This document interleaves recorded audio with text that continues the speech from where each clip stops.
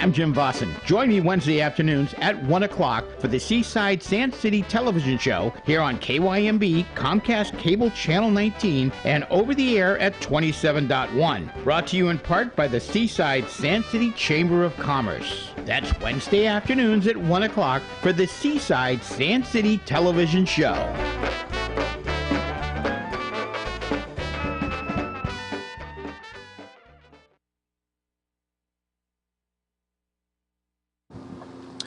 All right, welcome back to the Seaside-Sand City Television Show right here on KYMB, Comcast Channel 19, over the air at 27.1, and in the Fresno area, 33.4. It is brought to you in part by the Seaside-Sand City Chamber of Commerce. I'm Jim Vossen, V as in Victor, O-S-S-E-N.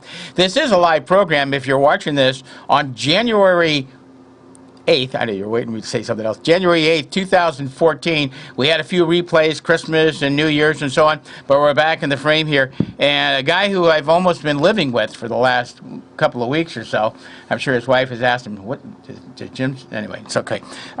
He's been around the chamber a while. He's our treasurer of the chamber, Richard Glenn, who's an attorney and a real estate broker all wrapped up in one. That's how do you do that? Well, a lot of what attorneys do, or the type of law I practice, has to do with real estate, and so attorneys are allowed to take the real estate board examination, and I did that and became a licensed real estate broker. Oh, because now, I see. Okay, so, but let's say you weren't an attorney. Don't you have to do something before you can take that test? Yeah, exactly. You have to work your way up to it. You have to have so many years' experience as a salesperson. I see. And then you actually have to take a test just to be a salesperson to start with. And then you get the experience working for a broker, and then you qualify to take the broker's exam. I see. Attorneys, however, because we're educated in real property law and related topics in law school, are assumed to have those basic qualifications, and so they're eligible to take the broker's exam. I see. First. Okay.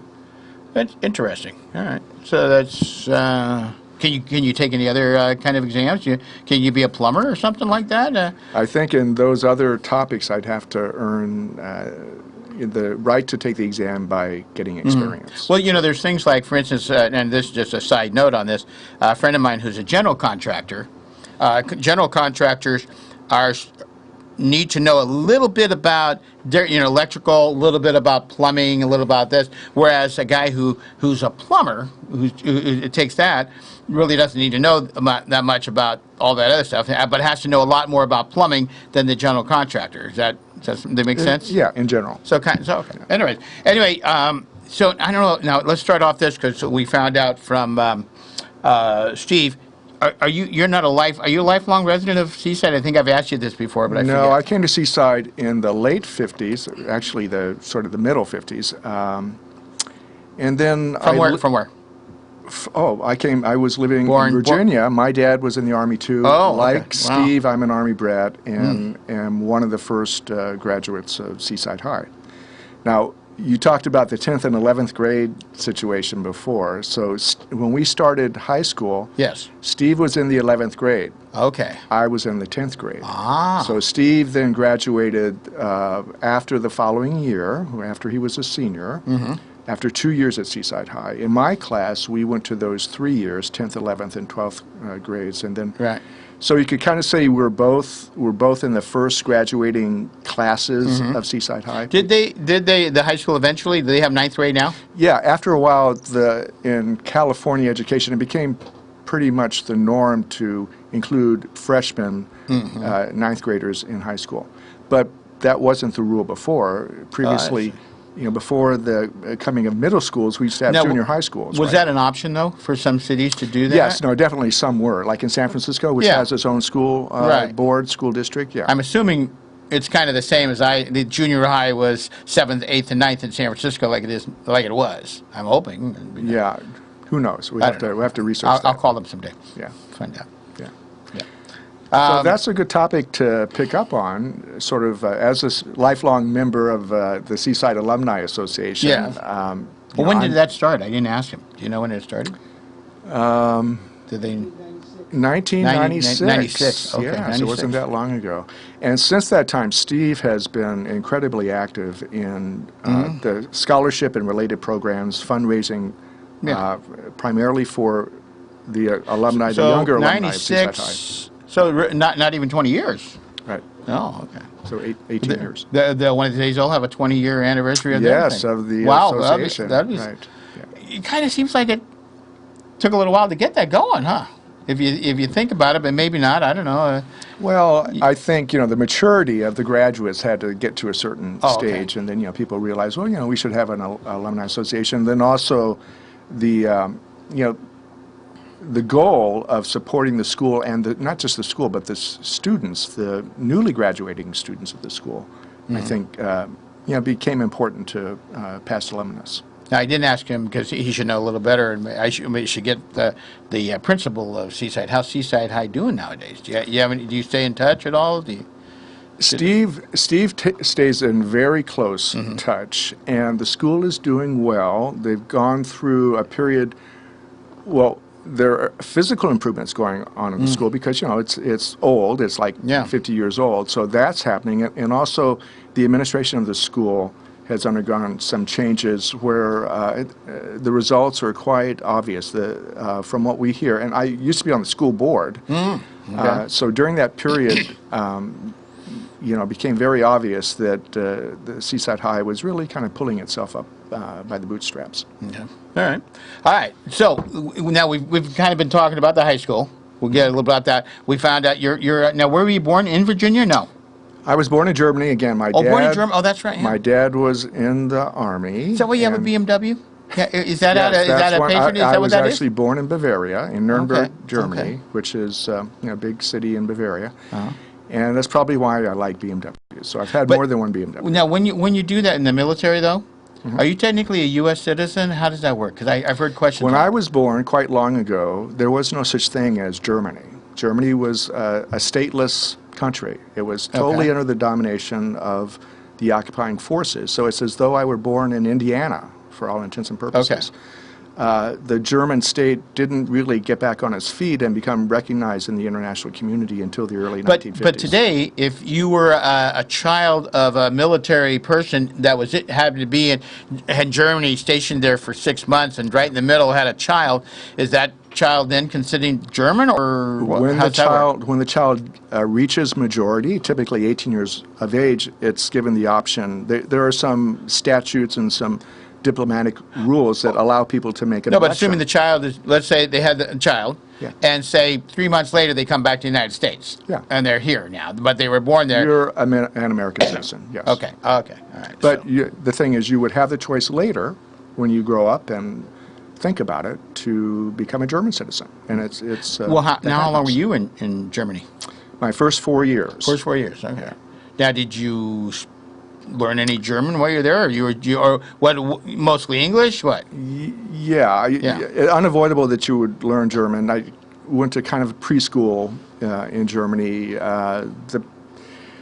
The people in our neighborhood were all German because there was no military housing. What the military personnel did in general was occupy what was left of the civilian housing. Now, you could look at a photograph of Nuremberg, Germany, the year I was born in 1948, and it is totally rubble. There are very few buildings left standing. The ones that were left standing were used by the occupying forces and the civil authorities that were allowed to start rebuilding. The rebuilding. That was your dad that was in the service? Yes. Now, of course, your dad didn't give birth to you. It was your mom. Hey, was your mom in the service at all? No, because there's husband and wives in the service nowadays. There are these days. I don't think that happened. Not back then. Probably not at all, really. I don't think it was. So did either of your parents speak German, or did they learn as they were there, or how'd that work? Yeah, my father was a linguist, actually, and he was fluent in several languages, including German, and that helped him. That's one reason. Oh, and it helped you. It may have helped me too. Yes. Okay. So I learned German, when I was young. Of course, as soon as I came back to the United States, when you're 4 years old and nobody else is speaking German around you, then you forget. You didn't take it like in school at all? Later on, I did take it in school. Did that help at all? It helped quite a bit. I became, the teacher's pet in the German class. Can you speak German now a little bit? No, very, very rusty. So occasionally I'll be in a situation where somebody might ask me to read German out loud, and I can do that fairly well, I think. No, because I was just, Russian. I grew up with a bunch of Russians, and their printing, their writing is funny. Funny the thing. Cyrillic alphabet. Yeah. Now, what's German alphabet like? Totally like ours. Oh, totally like ours. There's a few little notations like the famous umlaut, right? The 2 dots over a letter that you see. But other than that, it's the same language because English grew out of German. Oh, okay.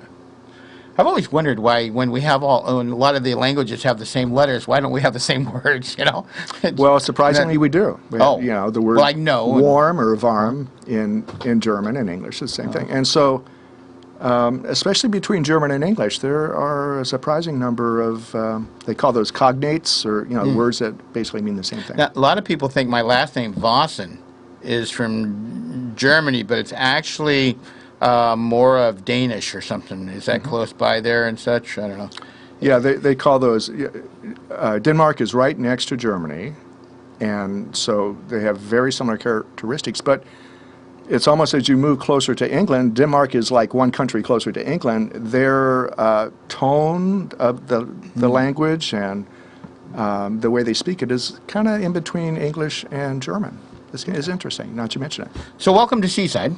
You're here in Seaside. I've been here for a while. Been here for a while, and now I've only been here since 2003, so I'm kind of a new kid on the block. And but I do, in my little autobiography on my site, I written a paragraph, one of my latest paragraphs, on how where I live in Seaside is really kind of like paradise. I think in Seaside, from what I see, and I tell people a lot of times, the weather here is in this Monterey area is very similar to San Francisco, but maybe a degree or two warmer. Just from living in San Francisco, but more times than not, when it's gray in Marina and gray in Monterey and Pacific Grove, we got that sun in Seaside. It's somehow what is that some kind of because of the way the hills are? Have you noticed that we seem to have more sun? Yeah, exactly. It's just the prevailing winds.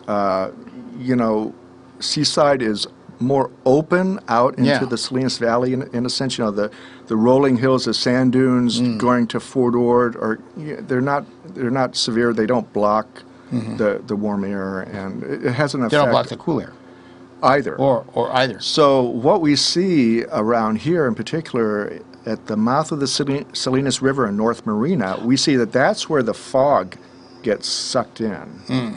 And the way that happens, generally speaking, benefits Seaside. I mean, there's not so much fog. It's amazing. When you drive, like you're coming up from Santa Cruz, and you're in this gray, and wow, it is like, exactly. Yeah, all right. Well, or when you're driving out of town, sometimes you'll notice it.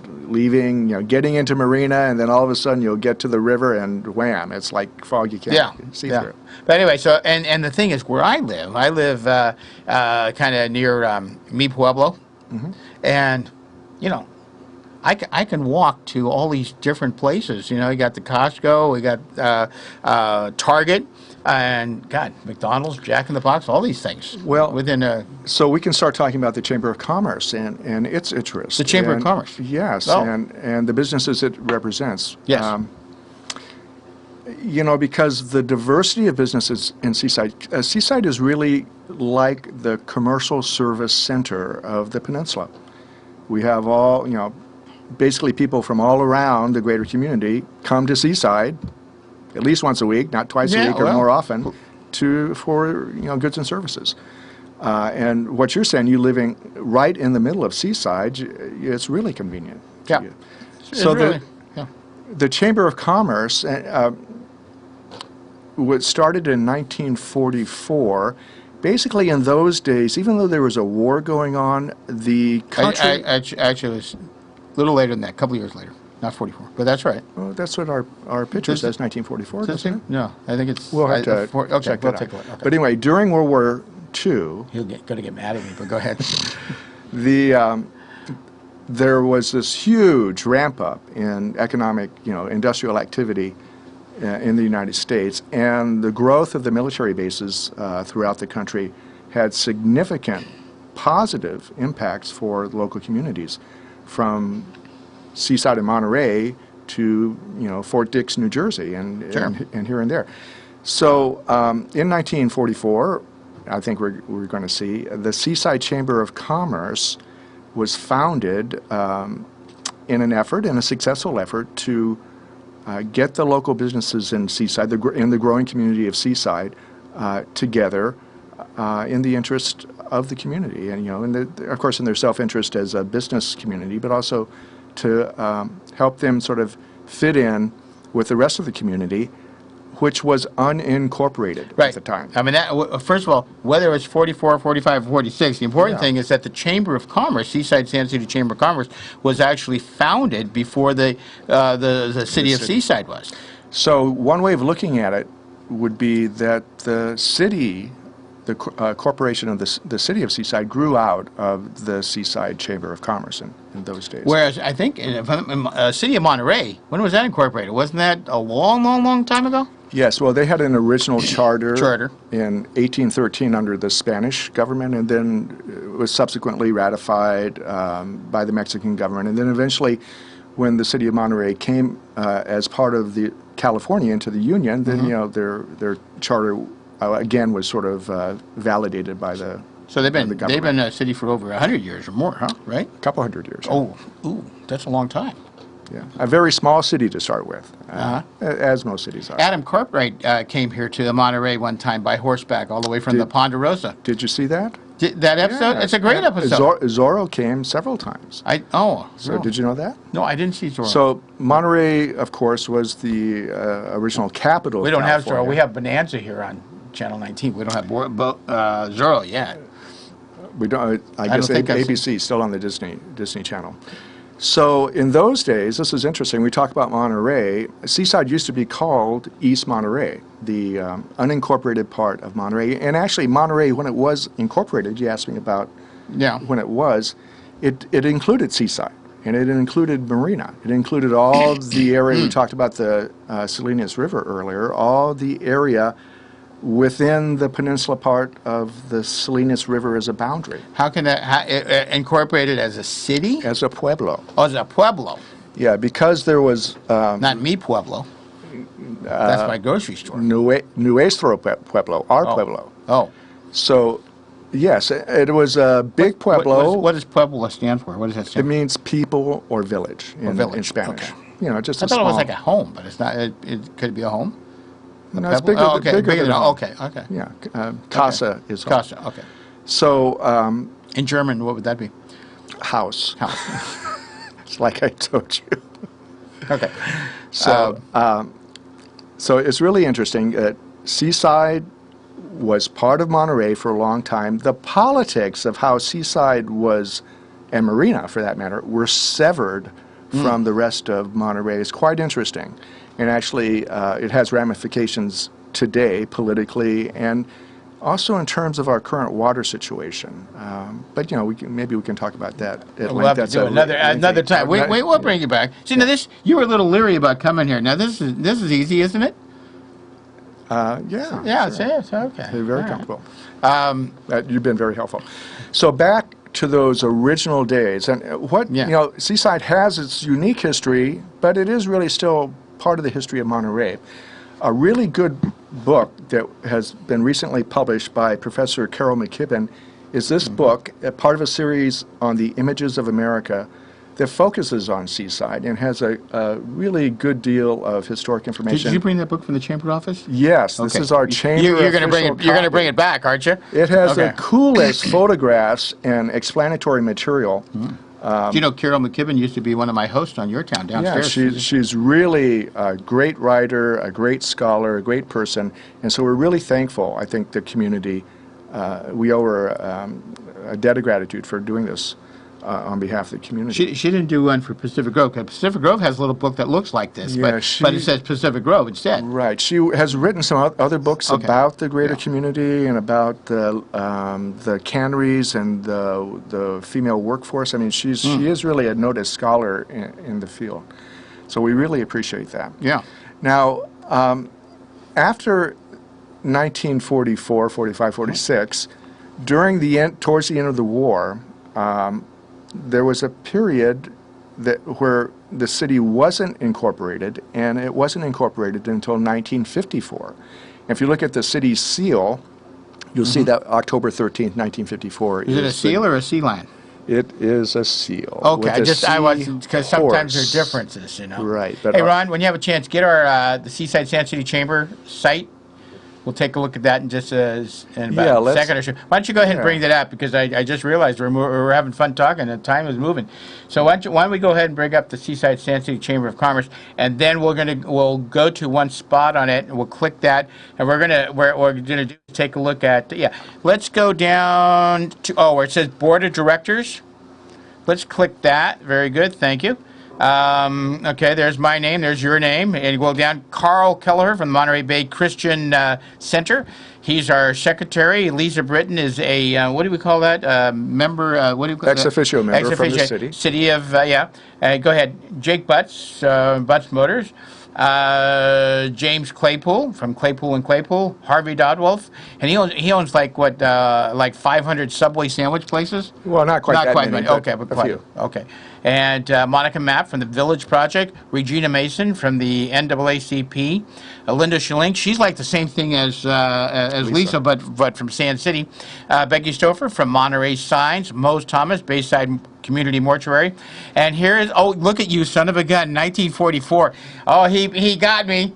I wanted to say 45, but that's okay. 44, there we go. There we go. And that is our original board. Right, our wartime board of directors. Yeah. And these are many of the people who would be active in the incorporation effort that would take place after the war and over the next 10 years. I put money on that. Not too many are still around. Yes, not too many are still around. And that's, it looks like a ping pong table. It sure does. Yeah, so we don't have it there anymore, but we should have a ping pong table there just in honor of the original board. We should get one. Okay, and we'll get ready to bring up that other site real quick that Richard wanted to bring up real quick. So the World War II impact on the community, we can't really overstress it. It was really significant. Professor McKibben writes about the impact of the black soldiers that were stationed at Fort Ord with their families because it was awkward for black soldiers to be stationed in other parts of the country. How far back does Fort Ord go? It goes back as just a camp to about 1917. And it wasn't really made into the fort that we know it until World War II, until after 1940. So it was here very much important for World War II? Yeah, very much. Very much, okay. It was so important, it was a point of demarcation for the Pacific War. And so thousands and thousands of troops were gathered here and then sent, probably through Oakland, into the Pacific Theater. And same thing in Vietnam, too. It was an important training facility for the Vietnam War. How about the Korean War? Somewhere. Yes, even we overlooked the Korean War, but yes, just as much. The divisions that were here and the battalions, they were all integral to the war effort. There's a lot of interesting stories throughout the years of Fort Ord here, huh? Yes, and among them are the fact that one of our early mayors was actually a World War II hero. He received the Medal of Honor. His name was Andy Anderson, mayor of Seaside. And Ron's going to try to find that. Let's see if we can find his picture. Yeah. Oh, this is a website. Oh, I'm sorry. What's his first name? Buford T. Anderson. They called him Andy. Okay. I guess you could have called him Bo. But here he is receiving the Medal of Honor from President Harry Truman. That happened in 1946 for actions that were done at the Battle of Okinawa, which was a tremendous, huge, matter of fact, the final significant battle in the Pacific in World War II. Yeah. And Sergeant Anderson at the time just did incredible. Had one day where his heroics were just incredible. So you're saying this is 1946? Right. This is just right after the war, right? Just a year after he got his commendation. And if we have a couple minutes, let me read the commendation because it's short, but I'll tell you, it's really incredible. On Okinawa on April 13, 1945, Sergeant Anderson displayed conspicuous gallantry and intrepidity above and beyond the call of duty. What? Intrepidity. Okay, we'll work on that someday. When a powerfully conducted pre-dawn Japanese counterattack struck his unit's flank, he ordered his men to take cover in an old tomb, and then, armed only with a carbine, he faced the onslaught alone. And this is just incredible what happens next. After emptying an entire rifle magazine at point-blank range into the screaming attackers, he seized an enemy mortar dud and threw it back against the charging Japanese soldiers, killing several with its burst. But then, securing a box of mortar shells, he pulled out the safety pins, banged the bases of the shells onto a rock to arm them, and then threw them like hand grenades at the enemy soldiers, alternately while he was shooting his gun at the same time. Oh my gosh. So he finally forced the attackers to withdraw. This is incredible. So, so let's go to the next picture, which is him and his wife? Him and his wife. When was he mayor? In the early 60s. I don't know, Steve remembers when he was elected. Could have been 1959. Okay. And here he is later with his wife and the Seaside residents. Now, just to show his heroism, he's been honored. He's buried at Arlington Cemetery. Bring it down. Just a quick look at his gravestone, and there it is with reference to the Medal of Honor. Later on, in 1922 to 96. Yeah. So same time the Alumni Association was found. Now the thing is that that Mr. Anderson went on to become a member of the Board of Supervisors, chairman or president of the Board of Supervisors as well. He was a highly noted, influential, important man in the history of the county and the peninsula as well. So of all the mayors, I think, in our surrounding communities, I'm not aware of any of them who were such a hero. Wow. So well, you know what? So here's what we're going to do. We're going to make this show part of some history and stuff. We'll bring you back here at different times and so on. When I'm really hard up for guests. And let's see if I get up a smile. I got him good. All right. And we are doing good. Did we survive so far? Yes. We did. Thank you both on Steve's and my behalf for bringing us on. We'd be glad to come back, talk to you about alumni issues and other chamber matters too. We're good. All right. Hey, Ron, everything okay with you? Good. You feeling better? Yes. Oh, yes, of course. Yeah. Sorry about that. Anyway, so this has been the Seaside-Sand City Television Show. We will be back next Wednesday at 1 o'clock if all works out right. I would suggest everybody go out and have a good time. Hey, stop by the Chamber sometime, 505 Broadway, right in Seaside at the corner of Del Monte and Broadway. Thanks, and have a great day. All right.